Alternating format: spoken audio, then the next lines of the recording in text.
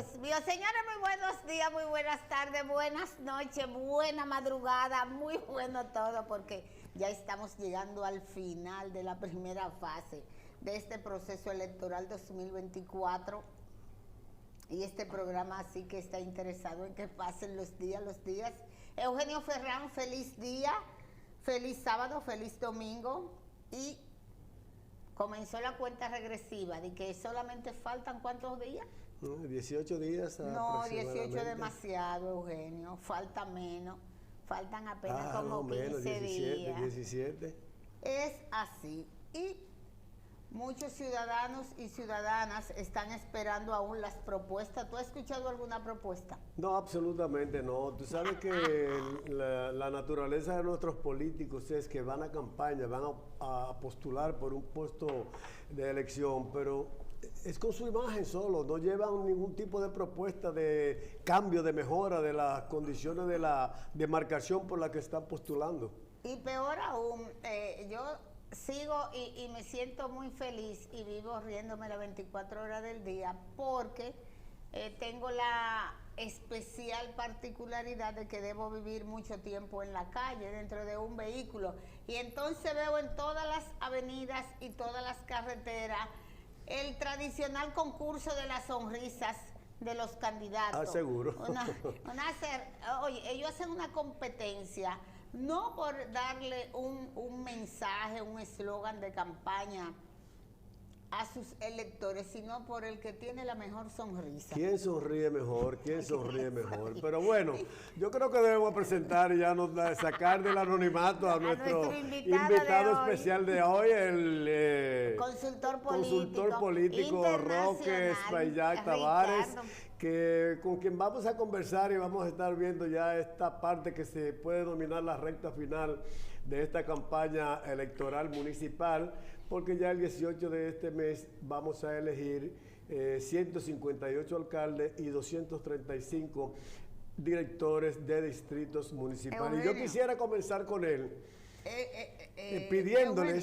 pidiéndole que por favor, muy brevemente, como introducción general, ¿no?, del tema, que me haga una evaluación de 2 o 3 minutos de cómo él ha visto ha sido la marcha de esta campaña electoral. Pero antes que nada, Eugenio Ferrán, debemos de ser, digamos que, justo y recordarle a todos nuestros redevidentes y televidentes de este programa En Nombre de la Democracia, que nuestro consultor internacional, reconocido además en todas las tablas de las conferencias de lo que es la Cumbre Mundial de Comunicación Política,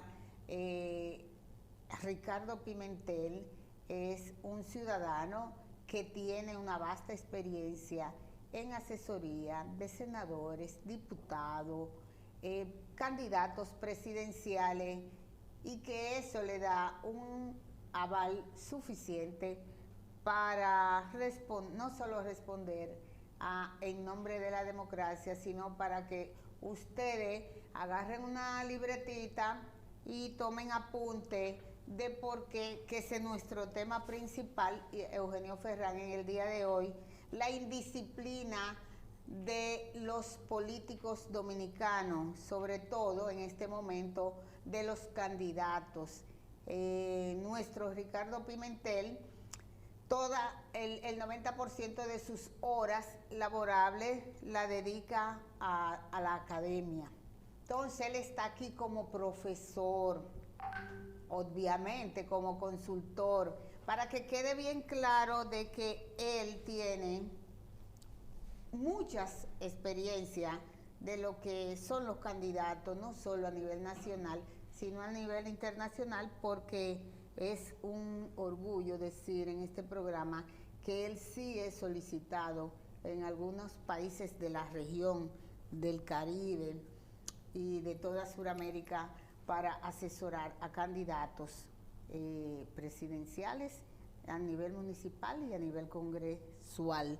Así que le damos una bienvenida formal a nuestro profesor Ricardo Pimentel. Y sí, hay que darle un chin de educación a estos políticos dominicanos, Eugenio Ferrán. Claro. buenas tardes, buenos días, y buenas noches, buenas sí, madrugadas. Buenas Como decía usted, doña Lilian, sí, don Eugenio, sí. Para mí es un placer estar acá con ustedes en este espacio que tiene su prestigio ganado, su don de que la gente... El nombre de la democracia. Y el señor nombre que tiene, Así. el nombre de la democracia. Pagado, bien pagado está ese nombre registrado. Pesa mucho, el nombre de la democracia. Pimentel, además de responder... Para el tema principal, para aterrizar al tema principal, que es la disciplina de nuestros candidatos, nuestros políticos, una evaluación muy breve de cómo ha sido el desarrollo de esta campaña electoral que ya está llegando a su final. Yo pienso, don Eugenio, que evaluando la participación de nuestros políticos en la República Dominicana, yo pienso que no ha cambiado mucho, salvo la modernidad, si se puede decir modernidad, que han traído las redes sociales, la comunicación más deprisa, que obligan las redes sociales, el acortamiento de los mensajes, de ya la limitación o disminución de los mítines, de los grandes mítines, de las actividades multitudinarias que han disminuido considerablemente, y se ha pasado hacia una campaña fundamentada principalmente en las redes sociales, porque ahí hay un día a día mucho más rápido y hay que ajustarse a esa parte de la campaña, porque son dos campañas, la campaña online y la campaña offline, la campaña en línea y la campaña tradicional fuera de línea. Entonces, salvo esa parte, yo creo que los políticos dominicanos, los políticos de nuestro país, están estancados o no han progresado mucho en cuanto a su preparación, al accionar del día a día. No han cambiado mucho, no han cambiado mucho. Usted le propone prepararse y los políticos no son dados a esa preparación, esa formación en sentido general. Usted escucha a unos políticos hablando con unas limitaciones, con unas carencias en la calidad de la comunicación, no porque nosotros, las personas que trabajamos en este oficio, no por falta de acercarnos a ellos, sino porque usted se acerca y ellos entienden que se la saben todas.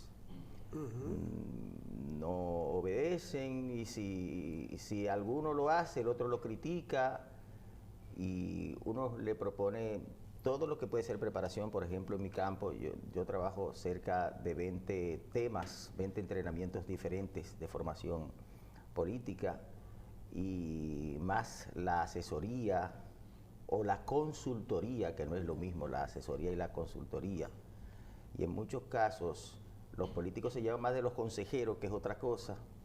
Asesor, consultor, consejero. El consejero es el que muchas veces da un buen consejo, una persona de mucha confianza del candidato, pero no siempre tiene no siempre tiene la preparación. Él sí se cree que tiene la preparación, y al final el político se lleva más del consejero, que puede ser cualquier cercano o cualquier amigo, que las orientaciones que aporta un profesional en esto, una persona que tiene muchos años formándose, que se ha formado dentro y fuera del país, como en nuestro caso, que nos hemos formado dentro y fuera, y que uno se ha gastado cientos de horas, miles de horas, yo diría, preparándose para dar orientaciones que formen bien, que nuestros políticos estén a la altura de la formación que debe tener un político de un país que no quiero llamar en desarrollo ni subdesarrollado, sino de los países más modernos, más desarrollados, más avanzados, y conducir esos políticos a, por lo menos, que sepan que existen países como los países nórdicos que han desarrollado aquellos pueblos, aquellos países, porque hacen política con seriedad, con formación, escuchan al pueblo, política con ética, con transparencia, con integridad. Y por eso los países nórdicos, que no son Estados Unidos ni Rusia y otros de los que nosotros vemos como los desarrollados, sino los países que garantizan el mayor índice de desarrollo humano, son los países nórdicos, que son los que donde la gente dedica gran parte de sus recursos hacia los impuestos, pero donde todo está garantizado y donde la educación, donde la salud y todos los aspectos principales de un ser humano. Cuando usted habla de los países nórdicos, para nuestro televidente, hablamos de Holanda, Suecia, Dinamarca. Sí, ya hemos hablado mucho en nuestro país. En un momento hubo un político que hablaba de los países nórdicos, pero que al final nosotros no hicimos nada. Yo hace unos 3 o 4 meses estaba impartiendo por todo el país una conferencia justamente sobre ese tema con una institución del país, se llamaba Capacitar para Gobernar. Es que nuestros políticos se deben capacitar para gobernar, para saber hacia dónde llevan a nuestro país, hacia dónde llevan a sus comunidades. Que no está pasando eso. Mucho es por orgullo, por tener una función, por conseguir dinero, quizás por conseguir hasta novias, quién sabe por qué cosas, porque yo siempre digo que hay la intención oculta que tiene el político. Hay una intención pública, pero hay una intención muy personal, muy oculta, que si el pueblo supiera cuáles son esas intenciones de los políticos, no votarán por ellos. Entonces, nuestros políticos necesitan disciplina de formación. Estamos haciendo, como hablaba hace un ratito, estamos haciendo política prácticamente tradicional. Si usted ve, los políticos no están presentando nada nuevo, salvo la campaña por las redes sociales. Estamos haciendo lo mismo. Hacen cosas sin ellos saber por qué le están haciendo. Por ejemplo, hablábamos hace un ratito de las sonrisas. Es que ellos sonríen, pero ellos no saben qué se persigue con la sonrisa. Yo siempre hablo y estaba... Que la sonrisa manda un mensaje. La sonrisa es persuasión. La sonrisa, yo ofrezco 2 entrenamientos que, a propósito, con la Cumbre Mundial de Comunicación Política, llevé un tema a Ecuador, a Lima, Perú, y llevé otro, el de persuadir, a Argentina, a Buenos Aires. Entonces, los políticos tienen que saber, para hacer campaña, que hay una campaña que va dirigida a convencer, que trabaja la inteligencia de las personas, trabaja el cerebro de la persona, y hay una campaña que está dirigida a persuadir, que trabaja las emociones de las personas. Entonces, cuando tú trabajas la persuasión, trabaja el corazón, trabaja los sentimientos, trabaja la sonrisa, trabaja los temas que significan patria, trabaja los besos, cuando besa a un niño, trabaja las emociones, todo lo que es emociones. Pero cuando tú trabajas el convencer, que esta campaña de ahora es una campaña que, yo lo dije esto en Medellín, en la última conferencia que impartimos en Medellín, con la cumbre también, esta es una campaña de trabajar la inteligencia, de trabajar el razonamiento. No es una campaña de la persuasión. Los políticos, dicen los expertos en comunicación política, que el 90%, algunos dicen hasta más, de los votos se logran basado en las emociones, eso es lo que se dice. Sin embargo, desde Colombia yo dije, y lo estoy diciendo mucho en el país, que esta campaña no es de emociones. Claro, las campañas reeleccionistas son campañas de razonamiento, son campañas de ver quién puede evidenciar más lo que has hecho. Entonces tenemos un candidato como Leonel Fernández, que es un candidato que ha sido 3 veces presidente de la República. Entonces, cuando usted se pone a ver qué él hizo y qué él no hizo, si robó, si no robó, si hubo corrupción o no hubo corrupción, usted lo que está trabajando es la inteligencia de la gente, para que la gente vea quién hizo cosas buenas, quién hizo cosas malas. Y cuando se trabaja la inteligencia de las personas, el razonamiento de las personas, lo que se está trabajando es la convicción. Igualmente el presidente Luis Abinader como candidato. La gente mide sus realizaciones, la gente va a medir su honestidad, la gente va a medir su ética, la integridad, cómo ha funcionado el gobierno. El pueblo exigía en esos momentos, cuando eligió a Luis, que hablaba de corrupción, de mucha corrupción. Entonces la gente va a medir si eso se cumplió. O no se cumplió. De manera que esta es una campaña para trabajar la inteligencia, el razonamiento del pueblo dominicano. Es una campaña dirigida a la inteligencia, es una campaña... no se está haciendo, hay una mezcla. Uno que está aprendiendo, profesor, como a definir realmente los matices de una campaña política. Aquí hay un arroz con mango. una confusión hacia el electorado. Es lo que yo veo. Yo quisiera preguntarle, ahora que estamos en este tema de trabajar la inteligencia o trabajar las emociones, desde el punto de vista del consultor político, del experto, ¿no?, en la materia, ¿cómo valora que el expresidente Leonel Fernández apareció el pasado fin de semana en una caravana de esa que hicieron la Fuerza del Pueblo, levantándole la mano a un candidato que viene de un desprestigio enorme porque fue acusado de violación en el pasado, aunque no fue condenado, pero fue admitida públicamente, que fue al candidato Julio Romero, que es el candidato a síndico de la Fuerza del Pueblo por Santo Domingo Este? ¿Qué evaluación le da el experto en política?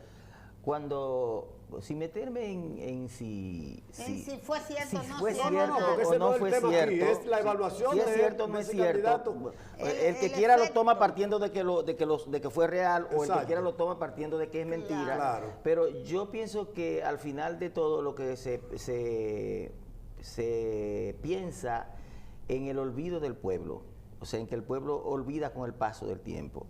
Y en otros casos también pudiera ser que el político subestime un poquito al pueblo. Entonces, como repite mucho una cosa y se convertirá en verdad, o se puede convertir en verdad, según se repitió mucho, que eso es persuasión, la repetición es persuasión, según se repitió mucho que sí, se coge una campaña y se repite mucho que no, y entonces se deja al pueblo que el pueblo decida. Pero al final pienso que es subestimar mucho al pueblo, subestimarlo de un pueblo tonto. Yeah. No, sí. Un pueblo tonto. Un pueblo Profesor, tonto. Porque, perdóneme, porque digo, en el caso de que tenga desierto, exacto, porque hay muchos, a veces se hacen acusaciones también por la misma política, no sé, pero en el supuesto de que haya algo de verdad en eso, muchas veces es que los políticos subestiman al pueblo, subestiman la inteligencia del pueblo, subestiman la seriedad del pueblo, y todo pasa, y es como si nada, como hemos visto ahora, con el paso del tiempo se acusa a mucha gente y al final uno no ve nada y uno dice, pero ¿y qué se hizo? ¿Y qué pasó? Sí. O sea, en otras palabras, nuestros políticos, que como el caso de Leonel, que ha tenido 3 periodos presidenciales, apuesta al olvido del pueblo. No quiero decir solo Leonel. No, yo damos el caso que estamos hablando de Leonel. Pienso que sí. Bien, en ese caso, de ser cierta, porque es el candidato que ha estado gobernando. Pienso que muchas veces se apuesta al olvido del pueblo. Muchas veces se apuesta al olvido del pueblo. Y hay veces que hay personas también que son tratadas por politiquería o por conveniencia, a veces hasta de conductores de programas de televisión, desacreditan a veces personas que realmente son inocentes. Exacto. o magnifican lo que la persona hizo para dañar imágenes por intereses. Entonces, ocurre de todo un poco, de todo un poco. Pero aquí en nuestro país se subestima mucho al pueblo, porque como este es un pueblo que la gente entiende que no tiene la formación como un país desarrollado, y entonces se subestima mucho al pueblo para al final conseguir los votos. Entonces ahí es que yo digo que se debiera trabajar la campaña, y en eso debieran formarse los políticos, para evidenciar al otro, para que sea una campaña realmente convincente. Los políticos le huyen mucho a los debates aquí. Hay que institucionalizar los debates. Sí. Institucionalizar los debates. Es posible que al político, al candidato de turno, no le favorezca en algún momento un debate, pero hay que institucionalizarlo, como se hace en Europa y como se hace en muchísimos países del mundo. Pero también para llevarlo públicamente y evidenciar, no que una cosa es verdad porque tú la dices, sino que se demuestre con evidencia en un debate. Debía ser así. Aquí ponen el tema de los debates de moda en un momento dado, en cualquier proceso eleccionario, y cuando conviene todo el mundo se olvida de que pidieron un debate. Porque el asunto del debate es que tú tienes que demostrar cómo tú vas a realizar, con qué lo vas a realizar, en qué tiempo. Y realmente me da la impresión, profesor, de que aquí los programas de gobierno lo guardan y solamente le cambian la portada. Y no hay consecuencia tampoco, el pueblo después lo olvida. Entonces hay que institucionalizar los debates y eso va a hablar mucho de la formación del político, de la preparación. Yo veo mucho la televisión de Europa, mucho, y los políticos son verdaderos. No, Eso es tremendo. A mí me encanta verlo. Por ejemplo, los debates en España, en el Parlamento español, cómo va Pedro Sánchez y lo contriñen ahí y lo cuestionan hasta lo último. Aquí que piensan que si el presidente lo llevan y al final no, lo primero es que aquí condicionan a los moderadores, escogen a los moderadores y lo que se hacen son preguntas complacientes, repetitivas. Al final de cuentas es mejor que no haya ningún debate si va a ser así. No, a propósito, yo estoy ansioso porque la Asociación Nacional de Jóvenes Empresarios está organizando una serie de debates. Yo estoy esperando que vengan los primeros debates. Señores, nos mandan a una pausa y en breve retornamos con nuestro consultor Ricardo Pimentel.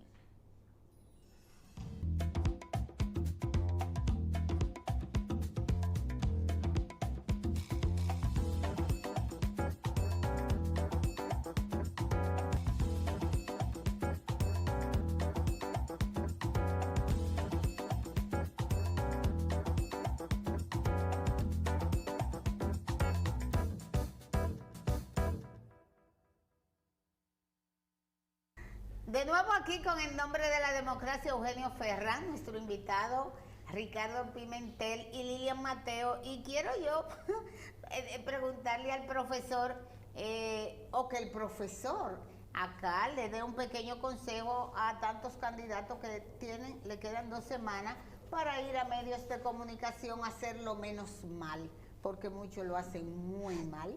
Entonces, profesor, ¿qué consejo usted le da a esos candidatos que van a un medio de comunicación a desperdiciar media hora, 1 hora, solo hablando mal del contrario? Doña Lilia, me dice, usted dijo de qué consejo en estos momentos.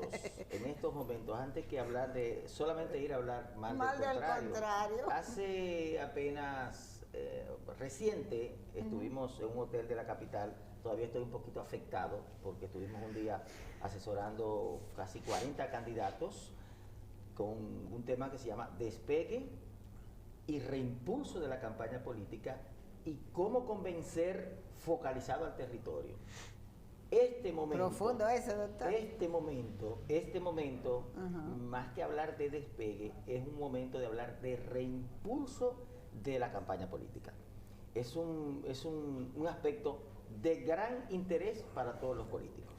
Yo diría que el político ahora mismo se tiene que centrar en terminar de organizar, no voy a decir organizar, terminar de organizar la parte electoral del voto, en coordinar bien cómo va a ser el movimiento del voto. Estoy hablando de las elecciones del 18. Sí, el día de, más que el día de la semana de, porque hablamos del día de, pero el día de es... No, hay que preparar... antes de comenzar a coordinar el movimiento del voto, la estructura, los vehículos, el equipo humano, las atenciones a la gente, el agua, muchísimos detalles que a veces la gente cree que no son importantes, pero sí que lo son. Entonces, la parte electoral, la parte de defensa del voto, el mensaje final del voto y la última suma o multiplicación del voto. Su mensaje que debe ser, si a esta altura él no tiene su mensaje claro como para decir por qué deben votar por él. O sea, yo dije que esta es una campaña de convicción, entonces en una campaña de convicción se debe trabajar pruebas, razones, que es lo fundamental, demostraciones y apoyos verbales. O sea, los apoyos verbales te ayudan a aclarar, son como la luz del sol, que aclaran todo lo que tú dices, que son los ejemplos, son las estadísticas. Los accesorios. Sí, los accesorios de tu mensaje para tu hablar. Solamente de los accesorios para tu mensaje, podemos pasar un día hablando de ese tema. Entonces el político tiene que tener limpio, tener esenciado, en 1 minuto que le pueda decir a la gente como máximo, por qué la gente debe votar por él, que es lo que llaman el minuto de oro, que se utiliza mucho en los debates. O sea, dígame en 1 minuto por qué yo debo votar por usted. En 1 minuto, con claridad, que la gente lo crea, porque hay una parte que es muy importante, que es para el mensaje sumamente importante, la credibilidad. Si tú tienes credibilidad, entonces genera confianza, y por la confianza es que van a votar por ti. ¿Y qué tú tienes que atacar del candidato? Atacar la credibilidad del candidato para que el candidato pierda confianza. Lo que pasa es que aquí se utiliza mucho atacar la credibilidad con muchas mentiras, con muchos engaños. Como los políticos no se saben defender, no evidencian al otro que lo que estés hablando mentira. La rumorología. La rumorología, que con mensajes falsos totalmente. Entonces, ahora el político debe centrarse en cómo sumar o multiplicar el voto. Cómo sumar aunque sea uno. Yo diría que debe tener un equipo, más que un equipo de organización de él, tener un equipo, dependiendo del tamaño de la población de votos, que le ayude a multiplicar o a sumar o a aumentar considerablemente los votos. Y más que eso, hay quienes plantean que tú solamente te debes concentrar en los votos que tú necesitas. Yo soy de una teoría diferente, que tú debes trabajar para tener mucho mayor cantidad de votos que la que tú necesitas, para que al menos si no logras lo que tú quieres lograr, por lo menos te asegures llegue a la meta. Y ese método lo hemos puesto en práctica con algunos candidatos y ha sido exitosísimo. Entonces, este es un momento de concentrarse en esos aspectos. Algo muy importante, desde el inicio de la campaña hasta el final de la campaña, pero sobre todo en este momento, yo doy una conferencia que se llama Contraseña para Ganar. Así como todo tiene una contraseña para usted entrar a su celular, para el cajero, para todo ya es con contraseña, con la modernidad. Pues váyase, usted póngase un poquito moderno y váyase a la política y tenga usted su contraseña, que en este caso es para ganar, su contraseña. Exacto. ¿Qué es lo que usted debe tener como contraseña? La contraseña fue Monterrey que te dio esa conferencia. Ah, sí, en Monterrey. Fue Monterrey. Esa fue Monterrey, sí. ¿Cuál es la contraseña para no interrumpirlo? La contraseña para ganar, y yo le digo a la gente que el que no conoce la contraseña está no puede abrir el equipo. Ni Santo Tomás Moro, ni Santo Tomás Moro. No hay forma de resetearse. Ni Santo Tomás Moro, que es el patrono de los políticos, el santo de los políticos real, Santo Tomás Moro lo salva si usted no tiene una contraseña. ¿Y qué es una contraseña? Es una conexión con el votante suyo. Aprende a saber qué es lo que lo conecta con él, qué es lo que él quiere, qué es lo que a él no le gusta. O sea, como usted, como si fueran cablecitos, muchos cablecitos, tener todos los cablecitos, y son 10 cosas que a él le interesa para usted conectarse con ese votante. Estos momentos de conexión. A propósito de contraseña, profesor, yo quisiera preguntarle a usted cómo afecta la realidad, en este caso, al candidato de gobierno, al que está en la oposición, digamos. ¿Cómo afecta la realidad y las quejas de los precios, por ejemplo, que tiene la gente, queja con los precios de los productos de primera necesidad, al candidato Luis Abinader, primero? ¿Y qué debe hacer ese candidato para tratar de socavar ese punto negativo? No solamente hablemos de los precios, hablemos de la comida. Mire, todas las otras cosas. Siempre un funcionario, en este caso un presidencial, o puede ser un senador, o puede ser un alcalde, puede ser un regidor, o puede ser una vicealcaldesa o vicealcalde. Siempre hay un desgaste, es natural. Y siempre hay un desempeño de cosas que usted ha realizado. Entonces, el político el adversario se debe concentrar en evidenciar lo que tú no has cumplido, en evidenciar si los precios subieron o no subieron, para tú tratar de bajar la credibilidad de la persona que tú quieres detronar, a quien tú le quieres ganar. Y el político que esté en el poder se debe concentrar en resaltar sus logros, su desempeño, lo bueno que él ha hecho. Es simple. Claro. Entonces, Luis Abinader tiene que centrarse en las cosas, la gestión que él ha hecho, que tiene una gestión con muchos aspectos positivos, y los adversarios en evidenciar con realidades, porque aquí lo que hace la gente habla muchísima mentira, pensando que porque usted lo diga ya es verdad. Una cosa no es verdad o mentira hasta porque usted la crea o la firme. Las pruebas. Por eso es que los políticos necesitan en este país formarse para enseñarle a que puedan decir un discurso que convenzan o decir un discurso que persuadan, que son dos cosas muy diferentes.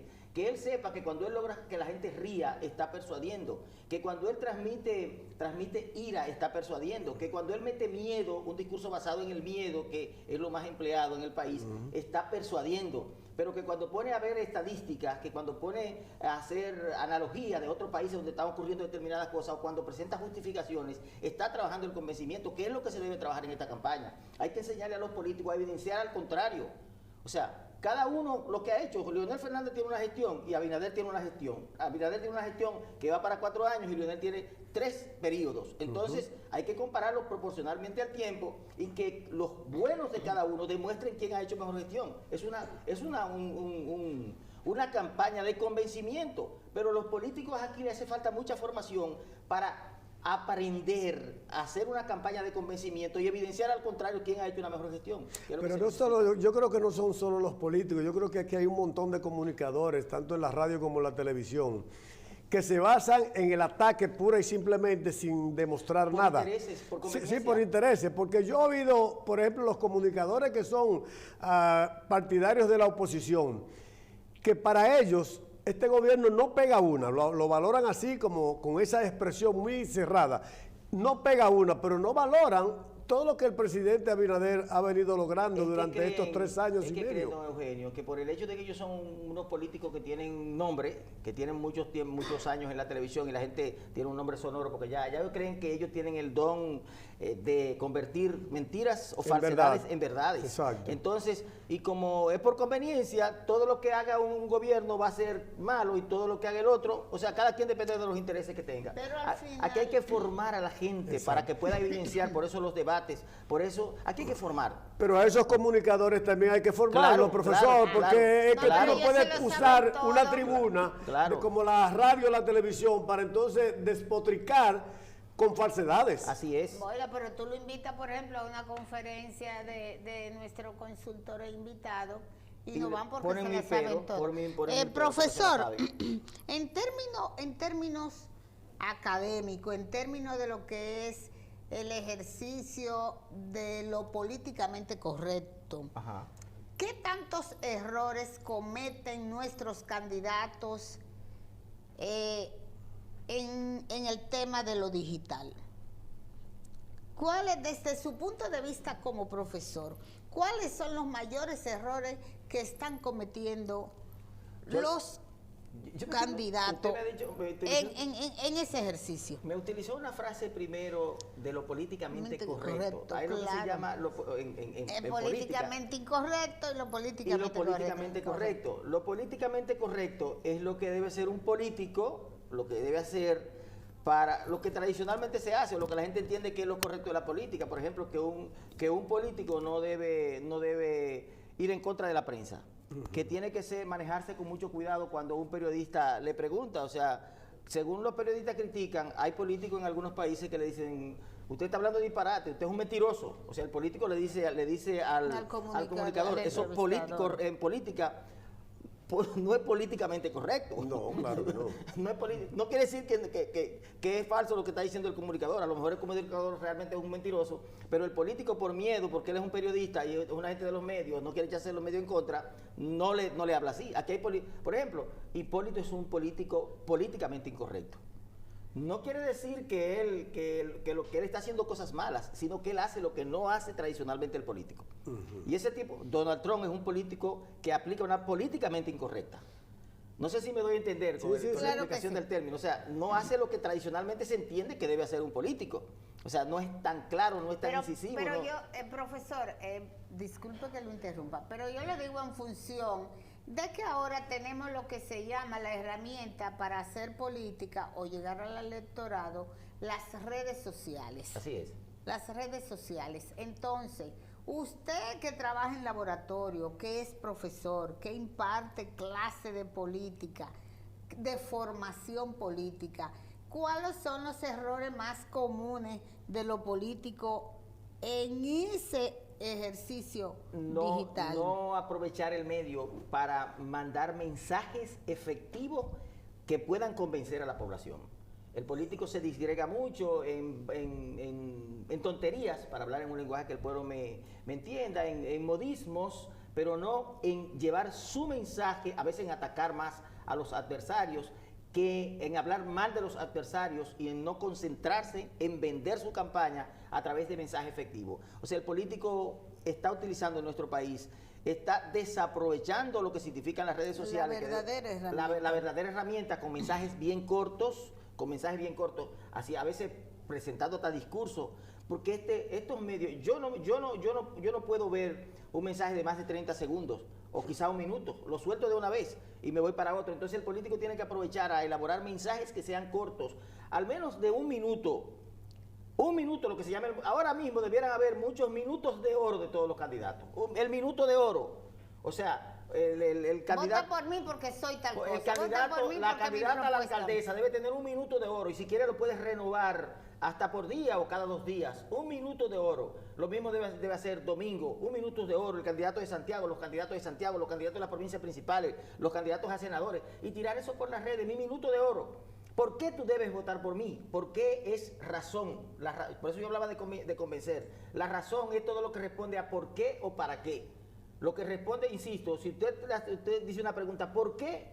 Usted está dando una razón. Cuando dice 2 veces, porque está dando 2 razones. ¿O para qué tú aspiras? Esas son razones. Entonces, el político debe vender eso y venderlo basado en su conducta y en su reputación, porque es lo que va a dar la credibilidad.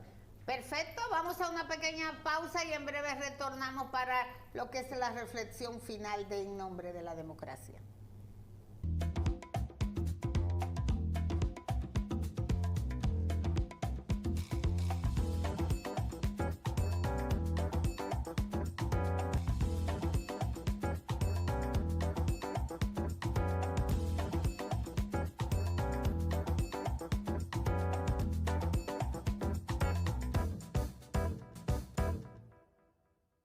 Con En Nombre de la Democracia, Eugenio Ferrán y Lilian Mateo.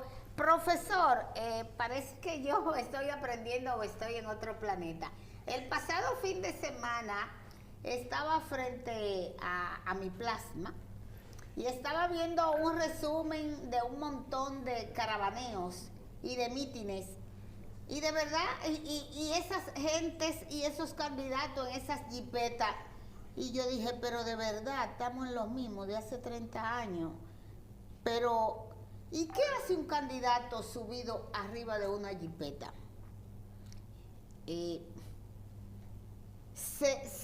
¿Realmente corresponde ese tipo de actividad política, proselitismo que se le llama, sí, de proselitismo ante una nueva generación de 2.5 millones que van a votar? Que lo único que le importa es esto, profesor. Digamos, si vende eso que le llaman campaña encaramado en la jipeta, en un caravaneo. Bueno, vende a la gente que todavía se mueve por la botella de ron, por el picapollo, por los 300 pesos, o por quererle mostrar a su líder que él mueve gente, que él puede llevar 50 personas o 100 personas o 200 personas o 500 personas desde su provincia o 1000 personas, porque se asigna por territorio la cantidad de personas que usted debe mover. Al final de todo, lo que busca la caravana o la marcha caravana, lo que busca el meeting, la actividad multitudinaria, es hacer demostración. Ese es el propósito real. Hacer demostración. Recuérdense que yo hablaba de pruebas, razones, demostraciones. Presenta pruebas para convencer de que yo digo la verdad o de que tú eres malo, para debilitar la credibilidad del adversario. O presenta razones, que son las frases que se colocan en los letreros o que se ponen en los eslóganes. Esas son las razones. Las razones son el elemento fundamental, el principal, para tú convencer, o sea, pertenece a la convicción, el cerebro, y mover a la gente a votar por ti. Y la tercera son las demostraciones, que se pueden hacer mediante teoría o que se puede hacer mediante movimiento masivo de personas, con las cuales tú puedes mostrar tu liderazgo, tu poder de convocatoria, o con las cuales tú puedes poner un movimiento de mucha gente en la calle, pero ya hay muchos trucos que para cuando no son nacionales, te mueven la gente de una región para otra región, para dar la impresión de que eso fue un gran movimiento de masa y querer convencer a través de una demostración. Yo pienso que ya esos tiempos van a ir quedando atrás como están quedando atrás en muchas partes del mundo. Ya eso va a ser sustituido, quiera o no el candidato, poco a poco, todavía aquí nos resistimos aún por lo que tú puedes publicar a través de las redes sociales, fundamentalmente, que también van a ir sustituyendo un poco a los medios, porque ya la gente tiene la comunicación más rápida en tu celular y tiene que adaptarte por ahí. Entonces, ahí está, que por eso el candidato todavía no quiere demostrar a través del mensaje, un mensaje corto de 1 minuto, de 30 segundos, de 15 segundos, no lo quiere hacer porque todavía quiere apoderarse de esas marchas, que lo único que se pone es en riesgo mucha gente, moviéndose en vehículos con poca seguridad, en riesgo del mismo candidato, que aparezca un loco y atente contra el candidato. O sea, vamos a tener pero a mí me dicen que ahí se justifican unos dineritos. Por eso digo, unos dineros que no todos llegan a la gente, que no todos invierten, que se quedan en manos. Profesor, en esta campaña estamos asistiendo a una modalidad nueva, que estamos viendo el caravaneo, que hay una parte de gente a pie y otra parte de una gran cantidad de vehículos que van en la caravana. También estamos viendo mítines que se hacen ya en lugares bajo techo, locales controlados.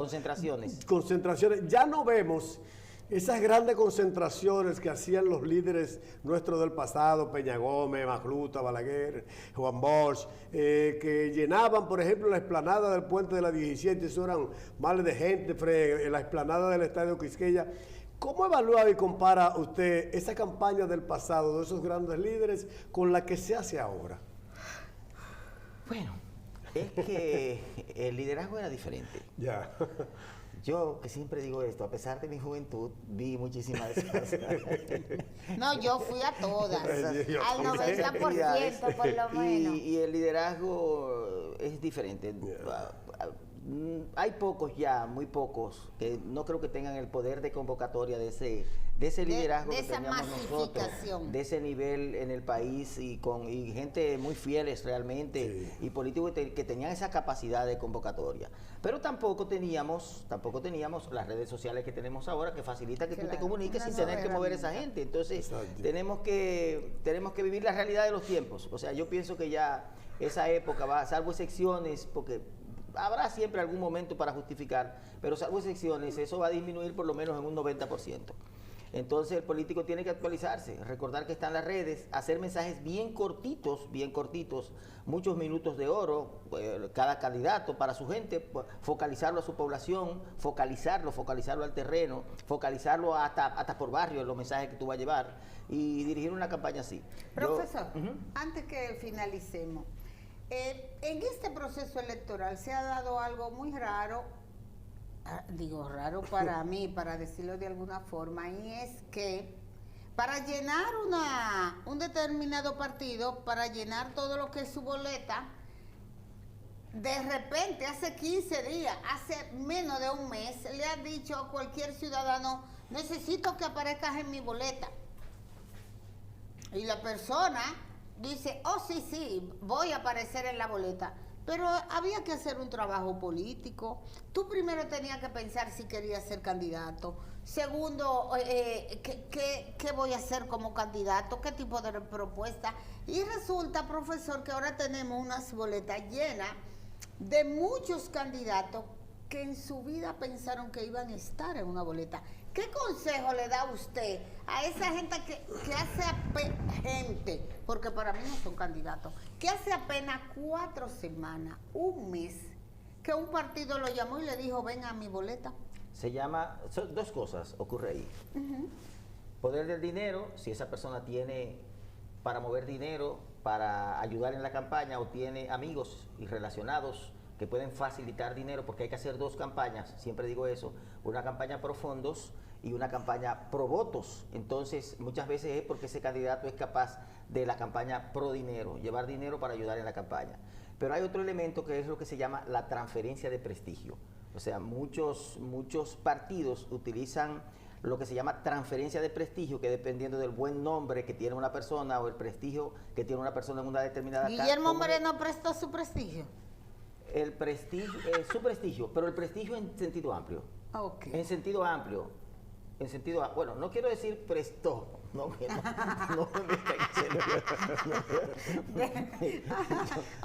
Si no lo aclara, que se queda con ese gancho, si no lo aclara.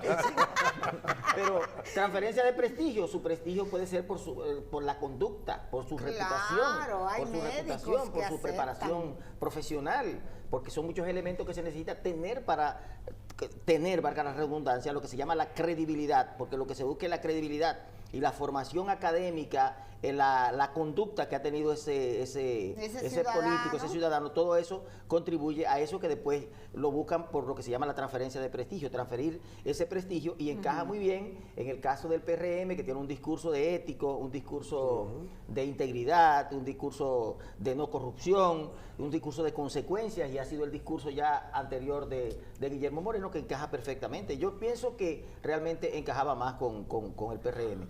Con que lo llevaran a él como candidato. Creo que se tardaron mucho para hacerlo, y creo que necesita asesoría, que necesita un poco más de conexión. Atención, Guillermo Moreno, pienso que necesita un poco más de conexión con el pueblo, con los barrios, de una cara más alegre, de una cara que conecte más, de una cara que agrade más, porque no solo con las intenciones y con la buena reputación y con la conducta, hay que lograr simpatizar, y la simpatía, por eso que ponen mucho los letreros con la sonrisa, mucha sonrisa, un poco de producir risa en las personas, en los discursos, meterle partes que generen una sonrisa en la gente, risa, que agraden, que sean divertidos. Por eso la gente no entiende por qué Hipólito Mejía todavía sigue teniendo tanta simpatía, por ese carisma que tiene, porque él es más persuasivo, o sea, él trabaja más la persuasión, agrada más. Y es repentista también. Muy repentista. Entonces hay que entender esos dos elementos para saber qué debo trabajar en una campaña. Yo pienso que Guillermo